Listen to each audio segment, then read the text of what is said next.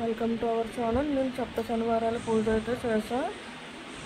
ఇది మొదటి వారం. ముందుగా నేను వెంకటేశ్వర స్వామి లక్ష్మి సమేతంగా ఉన్న ఫోటో అయితే తెచ్చుకున్నాను. ఇంకా 7 రకాల పువ్వులు కూడా, ఇంకా కనకంబరాలు, మల్లెపూలు, సన్నజాజులు, సామంతులు, రెడ్ రోజెస్, పింక్ రోజెస్, ఇలా 7 రకాల పువ్వులు అయితే తెచ్చుకున్నాను. తులసి దళం కూడా తెచ్చుకున్నాను, ఎందుకంటే స్వామివారికి తులసి దళం అన్న కూడా చాలా ఇష్టం. ఇంకా స్వామివారికి చలివిడి దీపాలు అంటే ఇష్టం కదా, అందుకని వరిపిండిలో బెల్లం తురుము, బనానా, మిల్క్ వేసి బాగా ప్రమిదలు కలుపుకొని ఇలా ప్రమిదలు అయితే చేసా. ముందుగా ఒక చిన్న పీట తీసుకొని దానికి పసుపు రాసి వెంకటేశ్వర స్వామి లక్ష్మి సమేతంగా ఉన్న ఫోటో అయితే పెట్టాను.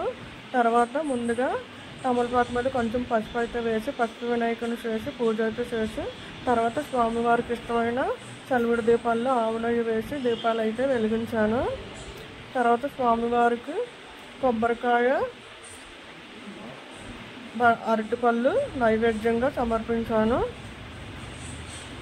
ఇంకా స్వామివారు వడ్డీ కాసుల వాడు కదా, ఇలా 7 వారాల తర్వాత ఒక వారం ఎగస్ట్రాగా 8 వారాలు ఈ సప్త శనివారాల పూజ అయితే చేయాలి. ఎందుకంటే స్వామివారు వడ్డీ కాసుల వాడు కదా, అందుకని వడ్డీ కింద ఒక వారం చేయాలి.